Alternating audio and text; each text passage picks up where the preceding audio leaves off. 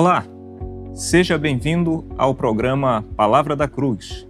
Eu sou o pastor André e estarei com você durante essa semana, estudando a Palavra de Deus e analisando a carta do apóstolo Paulo aos Filipenses. Se você ainda não é inscrito na Constante TV, inscreva-se, curta, compartilhe e contribua para que o Evangelho do Reino de Deus seja espalhado e que mais pessoas ouçam essa mensagem tão maravilhosa. Hoje, segunda-feira, nós veremos o que Paulo disse no seu primeiro capítulo, nessa epístola tão importante, no versículo 1 até o versículo de número 11. E nós veremos que Paulo tinha um apreço intenso pela igreja em Filipos e esse amor de Paulo pela igreja era correspondido também pela própria igreja, que também demonstrava um amor grande a esse apóstolo. Esta carta, chamada Carta da Alegria, é também uma carta que desperta o fervor missionário. A igreja em Filipos, mesmo Paulo não estando lá já há bastante tempo, continuava a mantê-lo, continuava a sustentá-lo e a enviar donativos. Paulo estava preso quando escreve essa carta e a escreve como uma forma de gratidão à igreja pelas ofertas que eles haviam enviado a ele por intermédio de Epafrodito. Vamos ler a carta? Primeiro capítulo. Paulo e Timóteo, servos de Cristo Jesus, a todos os santos em Cristo Jesus que estão com os bispos e diáconos em Filipos. Graça a vós e paz da parte de Deus nosso Pai e do Senhor Jesus Cristo. Dou graças ao meu Deus todas as vezes que me lembro de vós, fazendo sempre súplicas por todos vós, em todas as minhas orações, com alegria, em razão da vossa cooperação na causa do Evangelho, desde o primeiro dia até agora. E estou certo disto. Aquele que começou a boa obra em vós irá aperfeiçoá-la até o dia de Cristo Jesus. É justo que eu me sinta assim a respeito de todos vós, pois estáis em meu coração.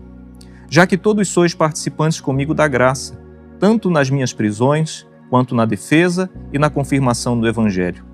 Deus é testemunha de que tenho saudades de todos vós, com a terna misericórdia de Cristo Jesus. E peço isto em oração, que o vosso amor aumente cada vez mais, no pleno conhecimento e em todo o entendimento, para que aproveis as coisas superiores, a fim de serdes sinceros e irrepreensíveis até o dia de Cristo, cheios do fruto de justiça que vem por meio de Jesus Cristo, para a glória e louvor de Deus. Essa carta começa com a introdução que é comum nas cartas do apóstolo Paulo. Ele direciona esta carta aos servos de Jesus Cristo, aos santos em Cristo Jesus e também aos bispos e diáconos, a liderança da igreja, que estava reunida ali em Filipos. Logo nas primeiras palavras que o apóstolo Paulo direciona à igreja em Filipos, Paulo expressa a sua gratidão e também ora pela igreja. O que fica claro a nós, nestes versículos em que nós podemos ler, é que a igreja de Filipos era uma igreja, de certa maneira, especial.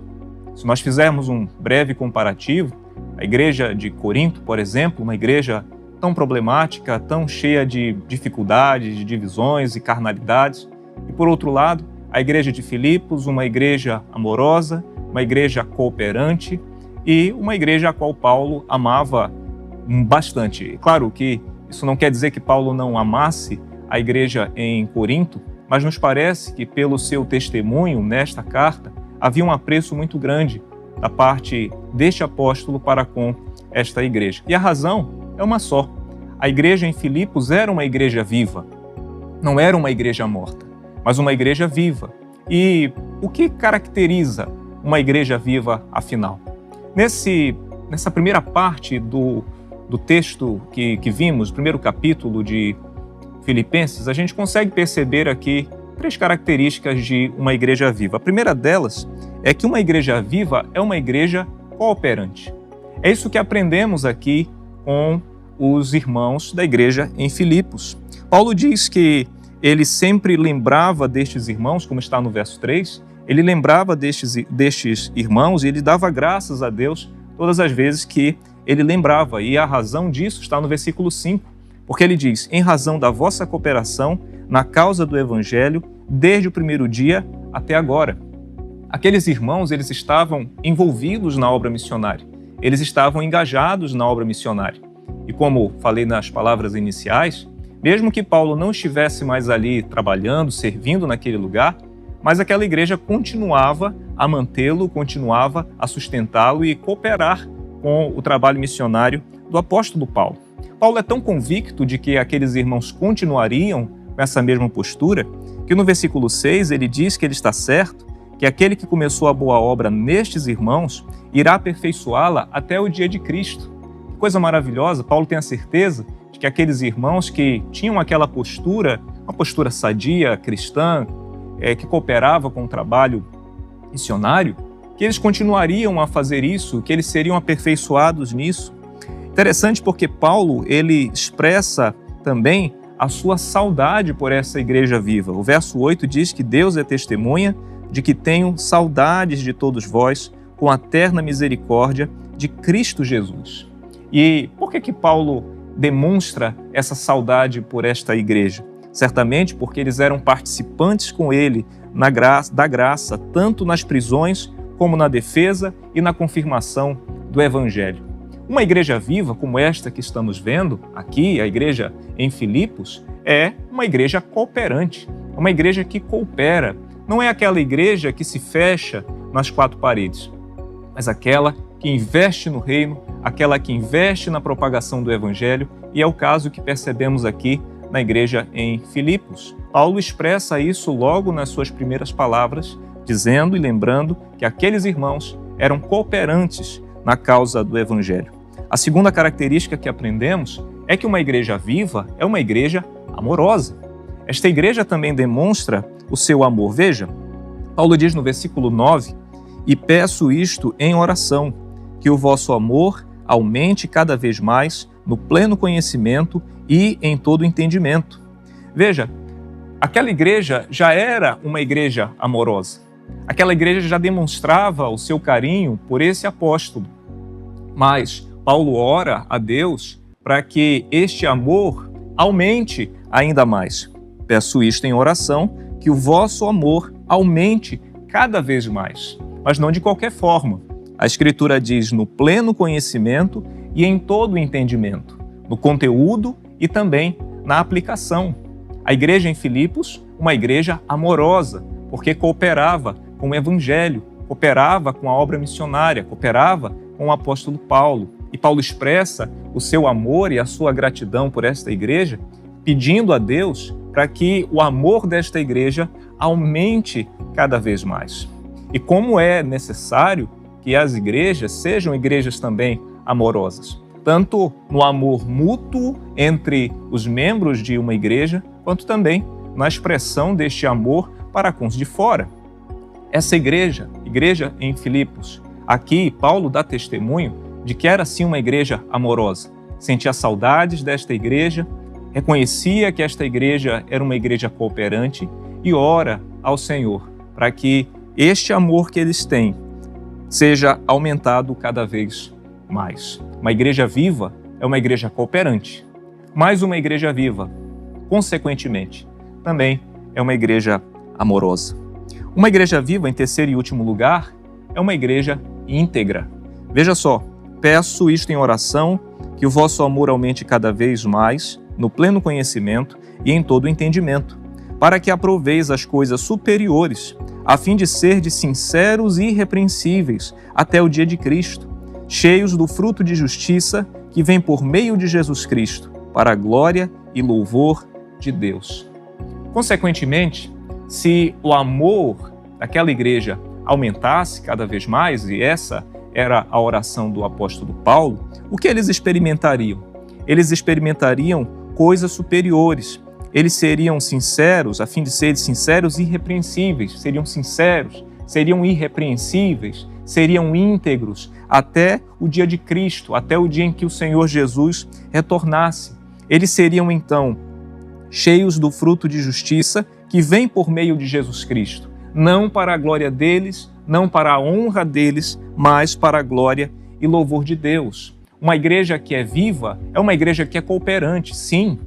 uma igreja que é viva é uma igreja amorosa, sim, mas uma igreja que é viva é uma igreja íntegra, que experimenta integridade. E é claro que aqui também entra a questão do testemunho que essa igreja dá à sociedade, do testemunho que esta igreja dá aos demais.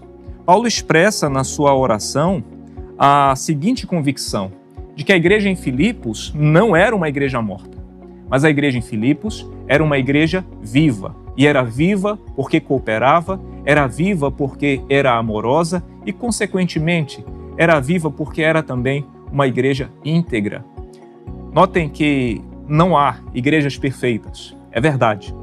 Não afirmamos aqui que a igreja em Filipos era uma igreja perfeita, até porque o apóstolo Paulo traz algumas orientações em relação a duas irmãs que nós ainda veremos, duas irmãs que não se davam muito bem e que isso poderia trazer problemas às igrejas. É evidente que a igreja em Filipos não era uma igreja perfeita, mas não significa dizer que não fosse uma igreja viva, que havia compreendido adequadamente qual é a sua missão nesse mundo, que não usava dos seus recursos para investir no trabalho missionário, que não demonstrava com os seus membros e, no caso do apóstolo Paulo, com os seus líderes, não demonstrava também amor.